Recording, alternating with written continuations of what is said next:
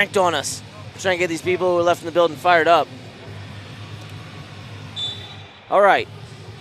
As Brandon Paulson said, your top seed, the human highlight reel, Kamal Bey, representing Sunkist kids out of Oak Park River Forest. He's going to get the 2. He's taking on the human bulldozer, Pat Smith. Smith trying to fight off the reverse lift. And Bey was looking for a leg foul there. And looks like they're going to give it. Nope, white paddled.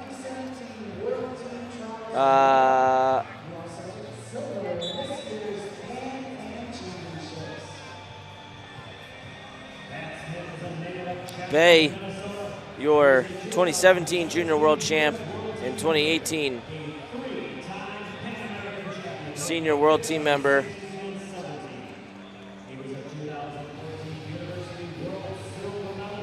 Pat Smith, the 2017 World Team member. So, oh, nice arm drag there from Bey, and that's definitely going to be 2 as he takes out the sign. Again, all this wrestling, we get a caution in 2 here. Only 1 sign's been taken out. I don't know if these guys and gals are wrestling hard enough. I just, they're only taking out 1 sign. Smith trying to pull him into short offense here. Great contrast to styles. Smith so much more controlled. Bey obviously looking at all times to toss people on their heads. All humans of all kinds. He'll throw babies, women, children, full-grown adults, your grandmother. He will toss everyone on their head. 2 states really known for their Greco, right? And 2 specific places, right? Oak Park River Forest, Illinois, Chaska, Minnesota, where Smith went to high school. Bey, 8 years younger than Smith. Smith only 12 days older than me, actually. Fun fact. I know you guys care a lot about that at home. Oh, we got some wild jib action going on here from over the top.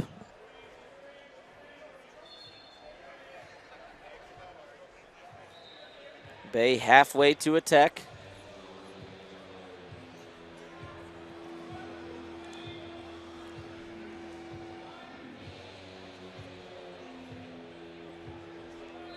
Iron Man playing right now is Pat Smith working an underhook, getting Bey close to the zone.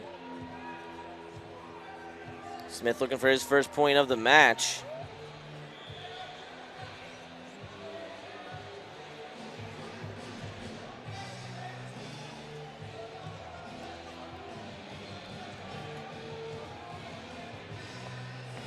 So Bey kind of getting slowed down here by Smith.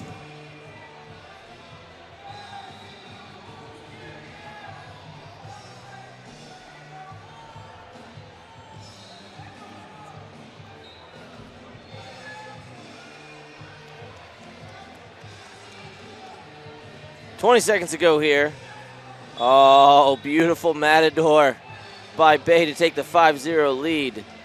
Smith had him dead to rights. I think Bey's bleeding, but they're going to let him wrestle. Maybe not. Oh, my dear friend Andrew Spey coming over.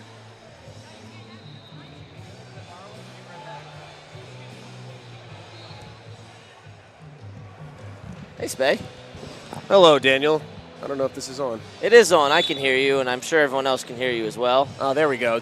I couldn't hear myself. So I was calling Mat 2. Yeah. And they moved this over to Mat 1, and I didn't know. So I figured I'd call just to get the complete Greco team. Yeah. Might as well finish it off. I have some notes, too. Kamal Bey teched Peyton Walsh 10-1 in the semifinals. Patrick Smith beat Mason Manville 5-2. Oh. Ref's yelling at Spey for I'm stealing their chairs. Yeah, he's stealing a chair, you jerk. But my feet are tired, and we've been walking on concrete, so. Hey, man, I don't know about, it sounds like there's some oohs and ahs going on here. I had an excellent set of women's finals. I'm glad you're here with me, so hopefully our production team lets us do a complete recap of our finals. We don't need to get into all the ins and outs, but run through the champs, run through who got final X-buys. Yeah, a lot of final X-buys for Greco-Roman. Only 1 spot taken by Adam Kuhn already as a returning medalist. Adam Kuhn going to be in action tomorrow in the senior men's freestyle finals at 2 p.m. Pacific, 5 p.m. Eastern. He's good at all styles. It's pretty amazing. They're back in the center of the mat here with less than 3 minutes to go in this bout. We'll see what Kamal Bey can do. He's as exciting as a wrestler can be in any style. I started off this match saying Brandon Paulson called it the human highlight reel versus the human bulldozer. Yeah, that's it. Patrick Smith, he had a war with Mason Manville. Both those guys are brawlers, do not shy away from physicality, and Pat Smith was just a little bit more, I don't even want to say physical, just was in the right place at the right time. Big arm spin attempt, but they'll go back up to their feet with the slip call. One thing about the slip call, as much as I hate it, it is so much easier to see in person.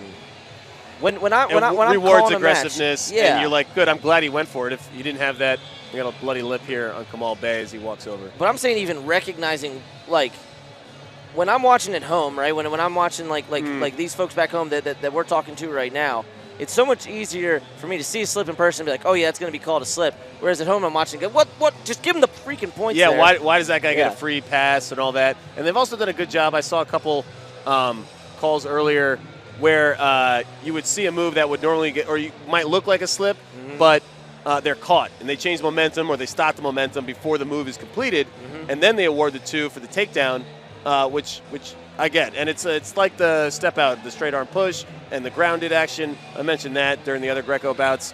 I'm not a huge fan of the rule as it's in the book and it's interpreted, but they called it correctly almost every time, or as good as you can get it in those gray area. And obviously much more of a thing in Greco than in freestyle. Nobody's been put down this match, and I doubt a 5-0 score that we're going to see it. Spey, in general, would you say your matches were won more, the ones that you call, were they won more on their feet or on the mat? I would say more on the mat if we had to go back and look at the stats. There were a couple of big throws on the feet, but for the most part, good defense. Guys in contact the whole time. Very few, blocking calls. Ooh, could we get something here? Over-unders. The edge. Oh, man, that stinks that the official was trying to get in position here to get a look. Yeah, Kamal kind of bumped into him there, but 5-1, not a big issue for Bey, who had the 4 early. Excuse me, 2 and 2, and then 1. That's a single grab and then some. Yeah, no call on that. Very much a single grab. As Bey was toeing the edge of the line. That is by far the best thing about a step-out rule, is you gain so much action on the edge as guys get overzealous and they push too hard, and then that's when they get taken for a ride more often than not. Or you'll see just good mat awareness, and you'll see guys slip out of the way. You'll see guys drive them out of bounds. I guess there's some pushing, and they have the straight arm rule to avoid what people would call sumo. Oh, that's a replay here. Look at the single grab. It's practically could not be choking. more obvious. Yeah, that's a gi maneuver. Yeah. We need a flow grappling breakdown of that one. Yeah, we need Sean, our videographer. His brother just competed recently, who also works for Flow on the grappling team. Sean floats around a couple different teams. Yeah, the refs are looking at that right now. There it is. It's got a fistful of it. Yeah. Speaking of Flow grappling, Sebastian Rivera did this really cool graphic. We put it up on Flow, and it was what fighting discipline, what primary base discipline UFC champs come from. And I believe it was 28 for wrestling, 17 for jiu-jitsu. So for those of you crossover fans, if you don't already follow Flow Grappling on social media, Instagram, Twitter, Facebook, make sure you're checking out Flow Grappling. There's this big name, Kainan Duarte, coming up, who may be a little similar to a Kamal Bey or a young Jordan Burroughs, right? Yeah, get it on the ground floor. So I have no idea who this guy is, so maybe I'll have to check it out too. Yeah, then we can talk about it on Twitter. Nick V was cluing me into him. So if you're not just a wrestling purist, which I for the most part am, but talking to those Flow Grappling guys, check out Flow Grappling, folks. It's really interesting. Yeah, what are your sports? Like top 3 would be now wrestling, now jiu-jitsu, you've been talked into it, and then archery. College archery is number 3. Big international archery. The South Koreans, you guys make fun of me all the time for it, but as many of you know, my college roommate was an archer. So and if you don't know, how would you know? How do you not know this fact yet? So I followed the Archery World Cup very closely last year, which is great radio, as there's an extremely crucial review going on. I don't know how they did not call that. Ah, man. How is that not two two blue, one I'm blue. I'm confused about what the rule for grabbing singlet says. You're allowed. You're allowed in Greco. I That's guess. a new rule. High dive attempt. Oh, that big didn't. corkscrew. And that, I believe, puts Smith in the lead. No, I'm sorry. Bay should still be in the lead on criteria. Yeah, some boos from the crowd. I mean, that's what Bay does. He goes for it. Straight lift here. Smith has him up in the air.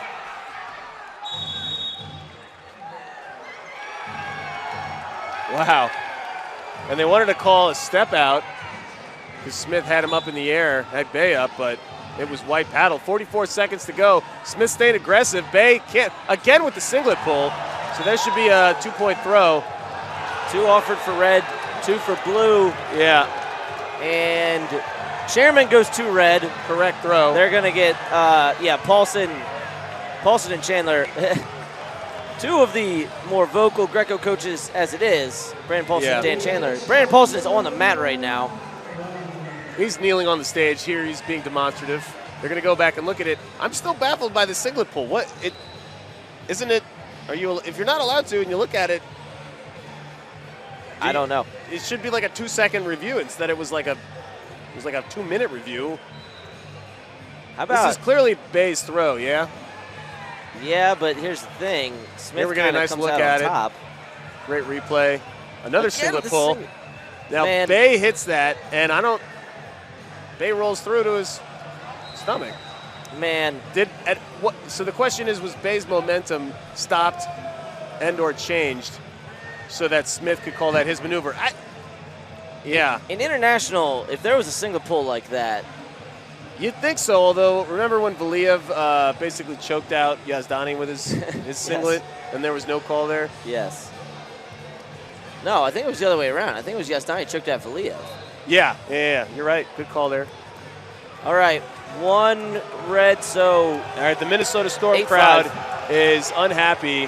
The of Boo all Birds are ages out. and genders are up on their feet booing, which is great to see.